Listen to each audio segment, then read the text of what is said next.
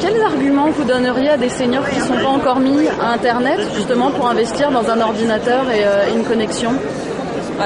D'abord, Internet, souvent pour les seniors, la première démarche, c'est la possibilité de garder contact, de développer le contact avec la famille, avec les petits-enfants. Très vite, on se rend compte que, en fait, de développer seulement le contact avec les petits-enfants, il y a aussi plein de services personnels. On peut avoir pour soi, voyage, bien-être, santé. Il y a beaucoup de sites internet, de conseils santé, qui sont très appréciés par les seniors. Il y a aussi la culture.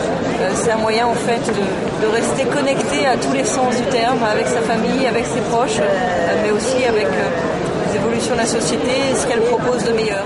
Il y a beaucoup de seniors qui ont vraiment une grande envie, une grande soif d'apprendre, mais ils se retrouvent parfois confrontés à une langue étrangère. Qu'est-ce que vous pouvez leur proposer en termes d'accompagnement à ces gens qui souhaitent découvrir vraiment l'informatique ? En fait, il y a de plus en plus maintenant de formation et d'assistance. Il faut faire le premier pas.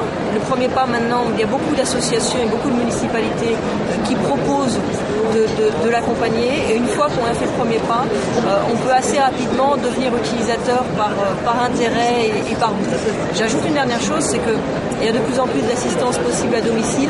Maintenant, il y a aussi des services d'assistance en ligne qu'on trouve en direct sur Internet, c'est-à-dire qu'une fois qu'on a fait le premier pas, on peut, à partir d'Internet même, sans se déplacer, sans faire déplacer quelqu'un, apprendre.